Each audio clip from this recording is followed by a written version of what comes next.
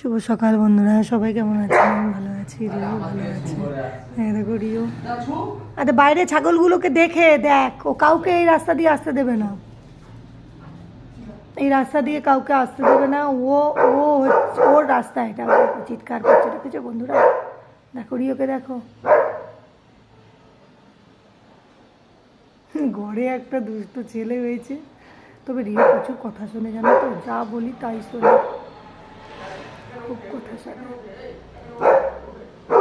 যা বলবো, আসতে বললে আসবে, তোকে বসতে বললে বসবে। দেখো না ছাগলগুলোকে দেখে কি করছে, মানে ওদের ঘাস খেতেও দেবে না,